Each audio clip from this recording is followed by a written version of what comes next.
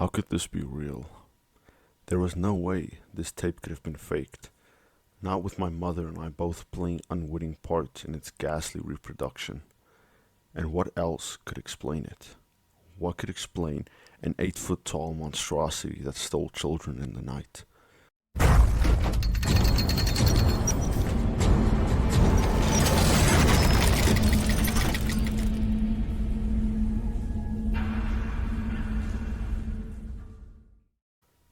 What is up, my geeks, freaks, and creepy peeps? It's me, Alzi, joined here today by my wonderfully creepy co-host. Yo, what's up, you little freaks? My name is Onyx, and welcome back to the YouTube channel. Because, honestly, we've been doing this for quite a while now, and the love and support we get is absolutely amazing. I just want to say thank you guys for that.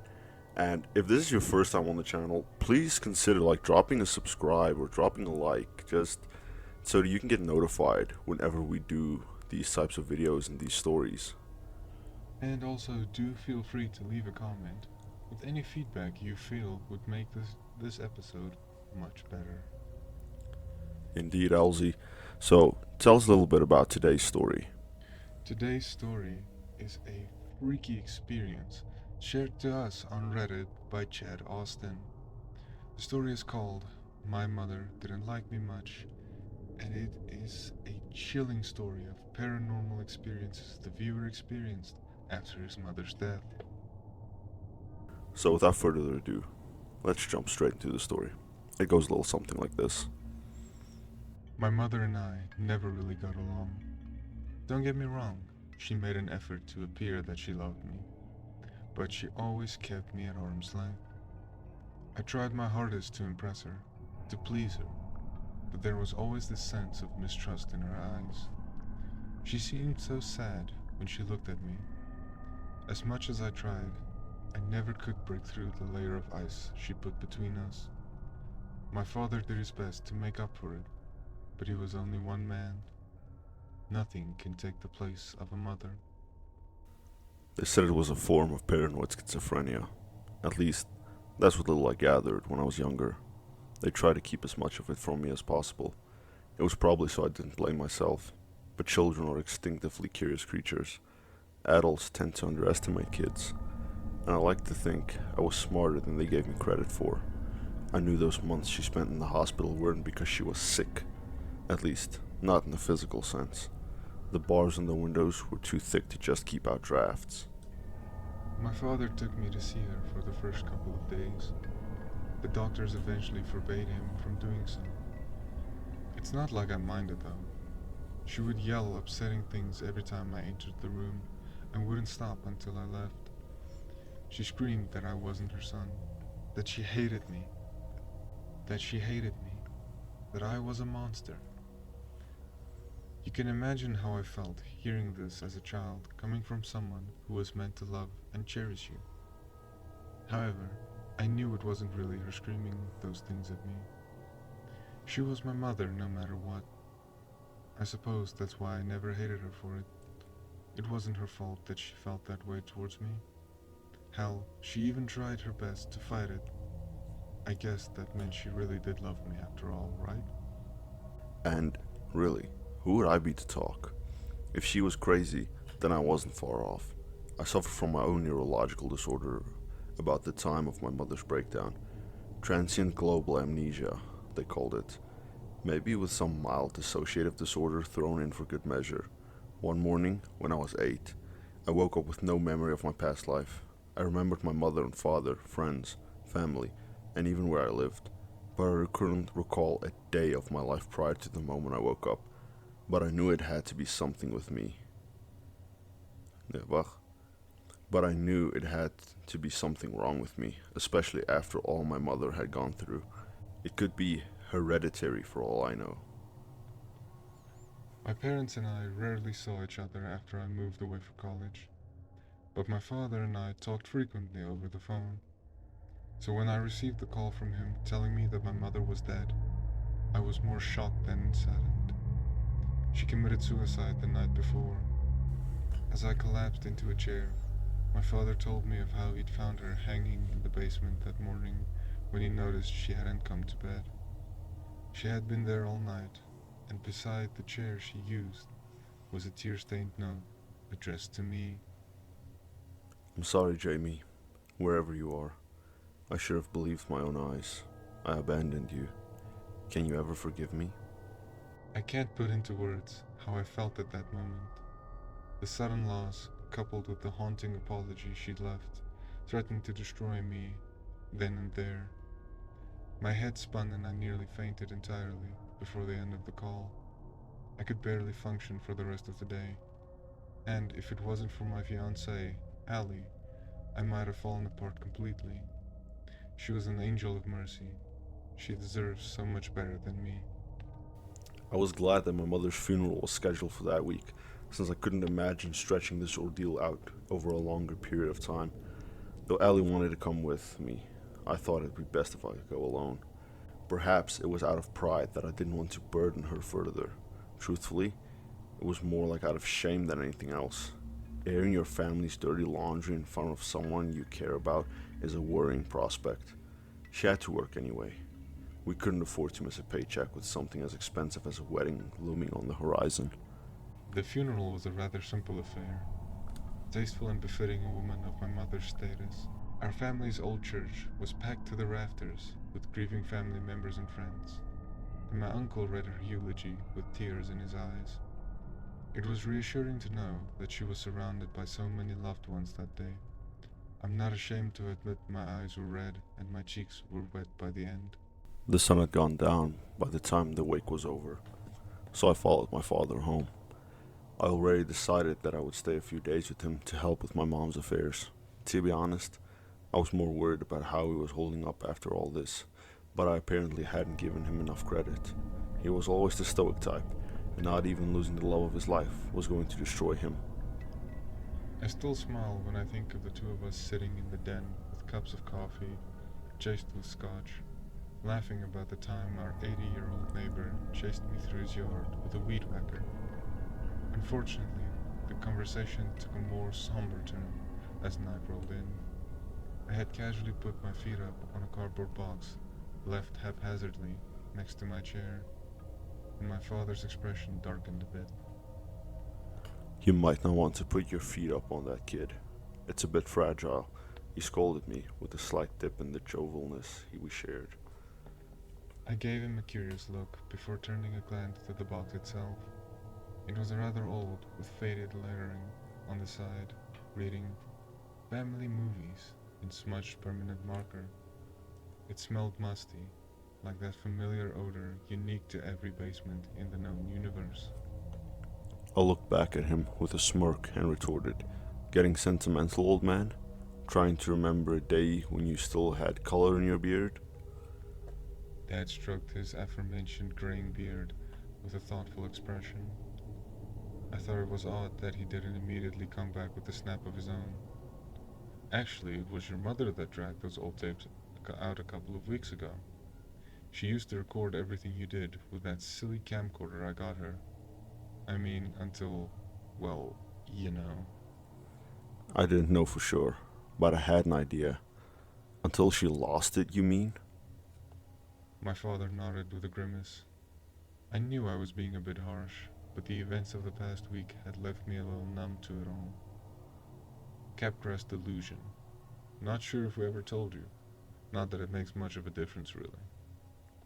He sighed heavily, leaning back in his seat. She really did love that thing. Took it with her everywhere we went. I swore she was going to be a Hollywood director or something one day. I wish she'd kept up with it after her breakdown. It might have helped. The conversation eventually drifted off to other subjects, but I couldn't stop thinking about the videos. It seemed like such a passion of my mom's. Like she left these tapes behind specifically for me to watch. Or perhaps it was my own ego wishing she had.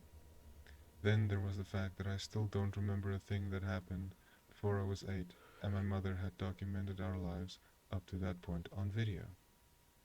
Maybe watching them might help me remember what I'd forgotten. Either way, I knew I had to watch them. When Dad finally decided to go to bed, I wished him a good night and took the musty box of videotapes upstairs. The guest room had made up for me that day. Even if in its current state, it gave me a sense of nostalgia. Before I moved out, it had been my room. However, my parents had the good taste to take down all my cringe-worthy anime posters and angsty teenager memorabilia and turn it into a respectable guest room. Thankfully, Dad kept my old TV, which had a VHS player hooked up into it. I smiled at the quaintness of such an ancient, useless piece of equipment still in working order. As far as I knew, it was the only working cassette player in the world, and I was glad to have it. Opening the box was like unsealing an Egyptian sarcophagus, with far less impressive results. A puff of dry dust filled the air, and a smell like wet socks assailed my nostrils. Inside was a small stack of black cassette tapes, all labeled, and a small Panasonic video camera circa 1986. I greedily dug through the tapes, reading labels like Jamie's first birthday and Family Day at the Aquarium, with accompanying dates. I finally decided to start with Jamie's birth, 3/03/1988. However, when I tried to put the VHS into the player, I noticed that there was already a tape in it. A small chill ran up my spine. My mother had been watching old family videos leading up to her suicide, and this was the only player in the house. Could this be the last one she watched? It was a pretty morbid thought that this could be the last memory my mother experienced before killing herself. I could feel my skin prickle with goosebumps as I hit the eject button and look at the cassette's label. It once had writing on it, but someone had furiously scribbled it out with a black marker. It was difficult to make out anything, but I thought I could see the year 1996 written in underneath the black ink. The label seemed rather odd, but I couldn't explain why I felt so apprehensive at that moment and why the year 1996 seemed so familiar. With a shrug, I placed the new cassette into the player and rewound my tape. My finger hovered over the play button for a moment before apprehensively pushing it.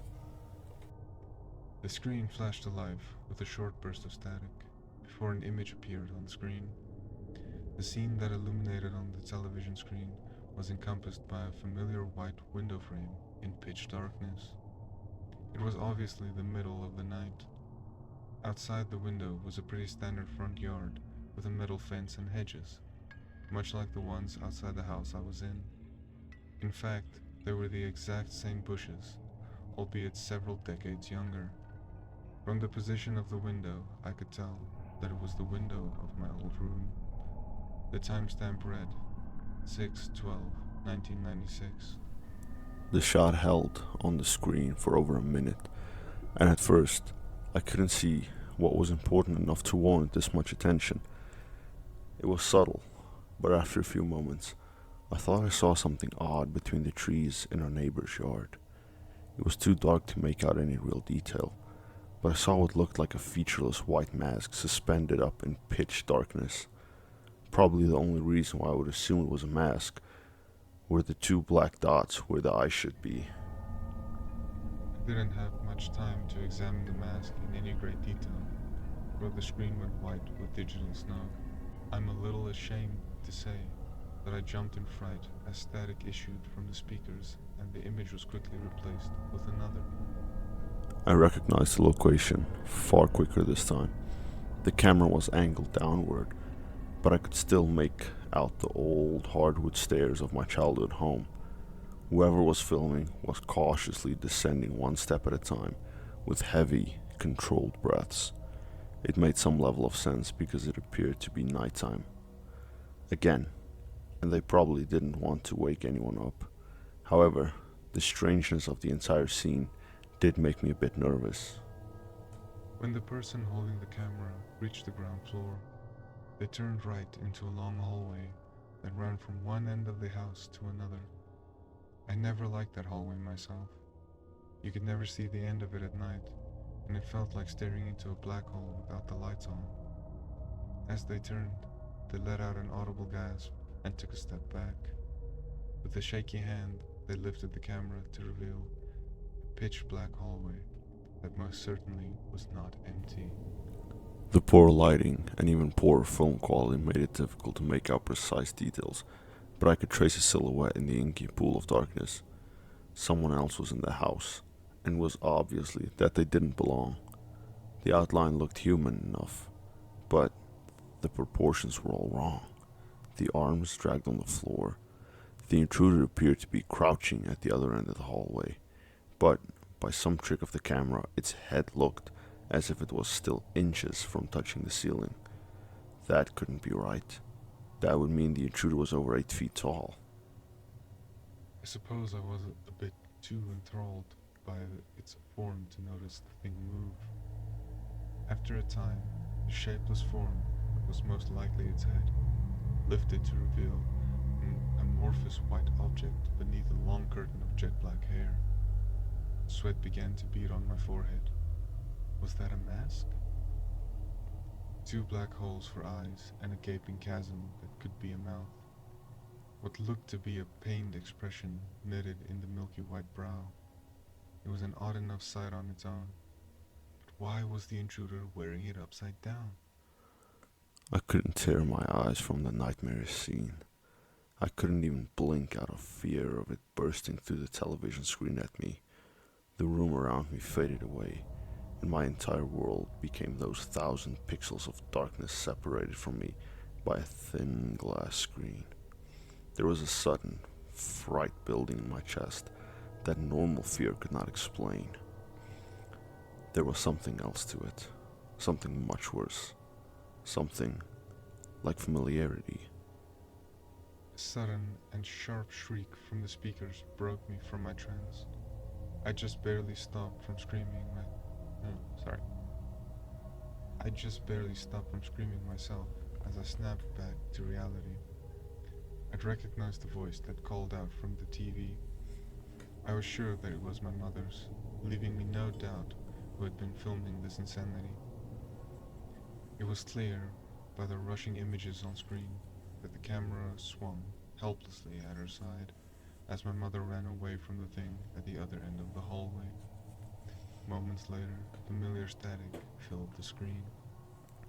I covered my face with my hands and let the sound of the speakers calm my nerves. I felt exhausted.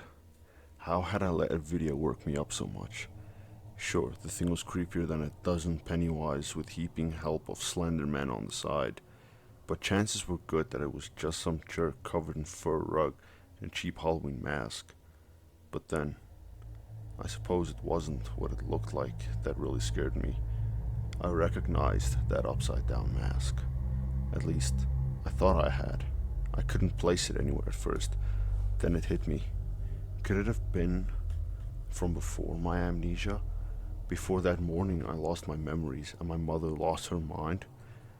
Could this person have something to do with me losing my memories?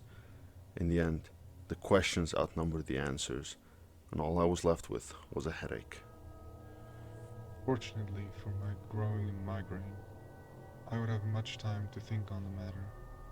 A minute hadn't passed before the sound of static abruptly stopped, and the screen's glow showed an image I hadn't seen in over 5 years. How could I ever forget those pale blue eyes shining from behind a curtain of untamable curly brown hair?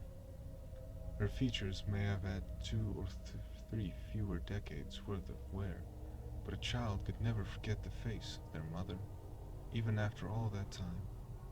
I had to look away when I felt something wet roll down my cheek. I wasn't even aware I'd started crying. My mother stared intently into the camera as she appeared to be fiddling with something on the case.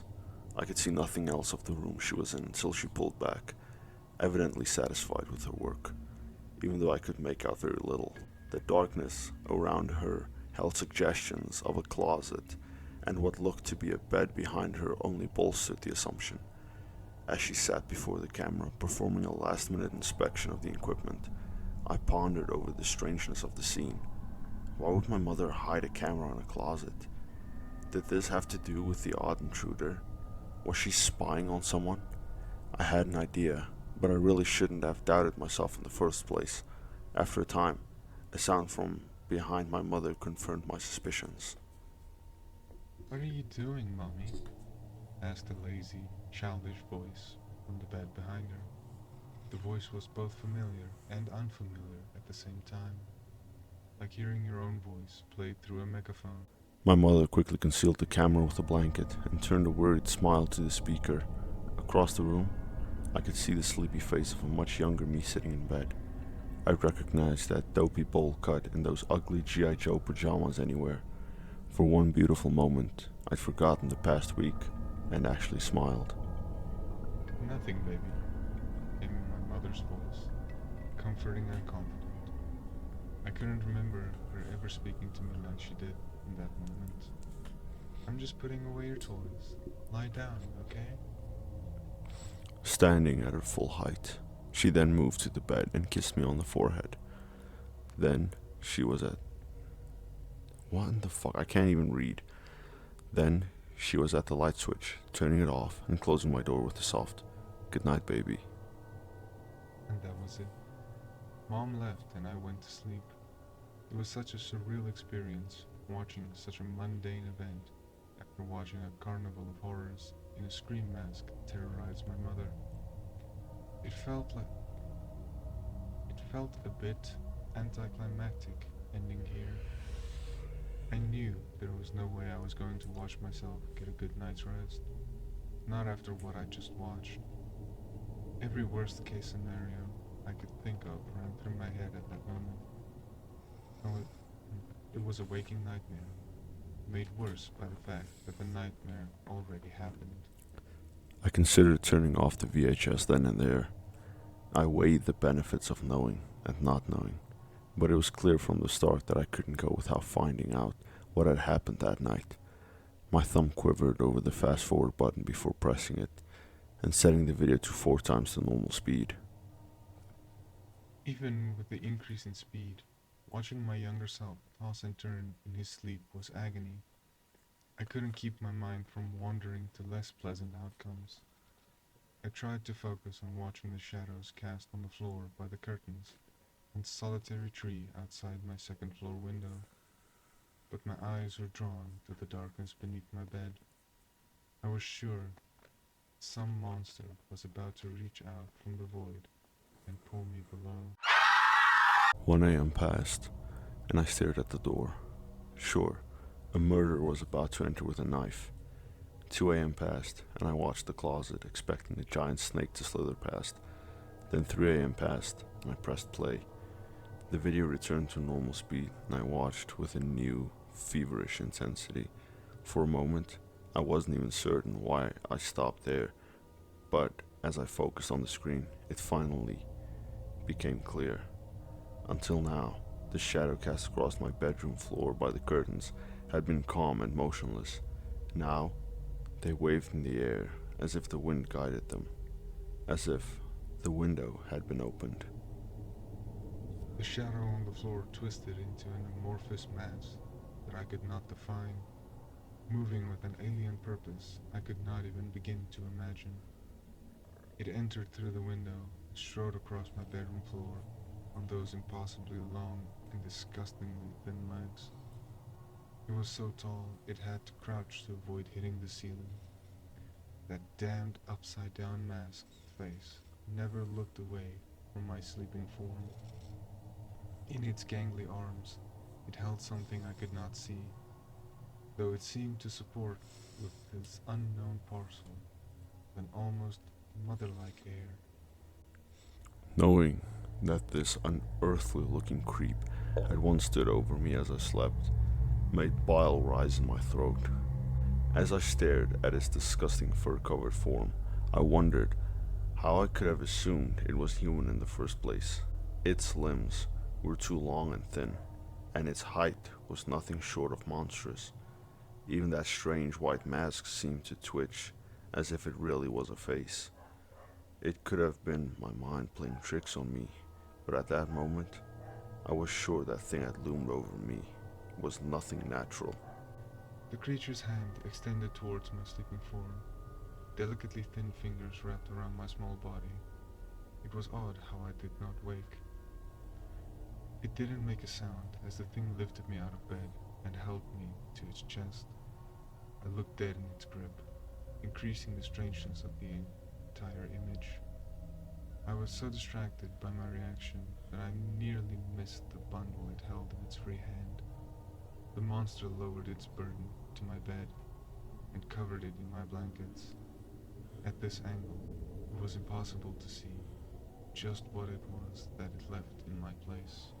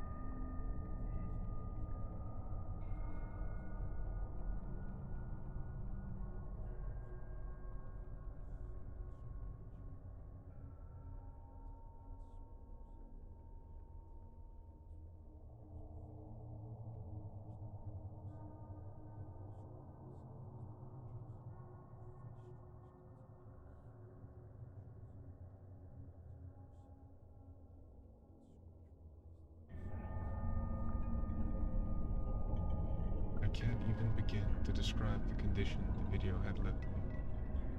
At no point did I notice I was sweating, but the perspiration had soaked through my shirt. My muscles had tensed so tightly that I now felt sore and achy from head to toe. I was mentally drained, and I could only tackle the questions that plagued with feeble exhaustion. No way this tape could have been faked. Not with my mother and I both playing unwitting parts in its ghastly reproduction. And what else could explain it? What could explain an 8-foot tall monstrosity that stole children in the night? Did this thing have anything to do with my mother's death? Or, even more pressing, could this midnight transient have anything to do with my childhood amnesia? That thought frightened me more than anything else. But as I said, I lacked the energy to even consider an answer. I cared, but it was obvious the tape was not done with me. Whatever that amorphous creature did to cut the camera's feed had obviously worked rather well. The first thing I saw on screen after the static cleared was my young mother's face, lit by the early rays of the morning sun. For a moment, I felt safe again, like I was wrapped in a warm blanket on a cold winter's day. Seeing my mother's face reminded me that not everything in the world was a waking nightmare. I think I smiled a little as I watched her busy herself with the camera. Who could blame me for my sentimentality after all I'd seen? The moment of self-indulgence was the last time I felt like a man. It was the last moment of comfort I will ever feel. In those last few seconds, I could see the purest form of love and concern for a woman's child. Some days, that's the only thing that keeps me going, even though I know that her love wasn't truly meant for me.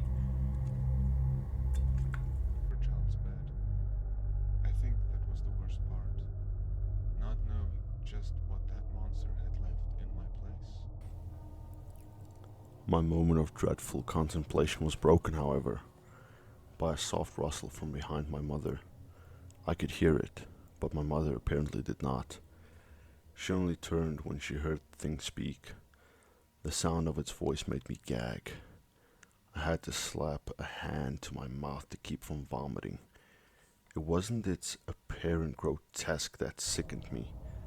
It was its familiarity. The message was very simple. It simply said, "Mommy, what are you doing?" But it spoke in my voice. And when she turned to address it, it looked at her with my face. Continuation was added to the story. It goes like this. I haven't been back to my parents' house since that horrible night, but I tried to keep up with my father as much as I can. I'm all he has left, after all. It's been difficult. However, these thoughts will not leave me be, and I found it hard to keep a job. Not even my dreams are safe from them, and I found it easier to just avoid sleep altogether when I can. Ellie left me yesterday. and I think it's for the best. I always knew she deserved better than me, and I finally know why. Even now, I can't help but dwell on the implications of that night. Can I truly say that I am the boy who fell asleep that night, and not some poor imitation born in the arms of a night-haunting monstrosity? If I was honest with myself, I'd wonder why the real me would not remember a day before the moonlit visit from a nightmare. But then, what does that make me? Am I just like that thing who stole my doppelganger in the middle of the night? Or perhaps I was stolen from another world and exchanged for this one?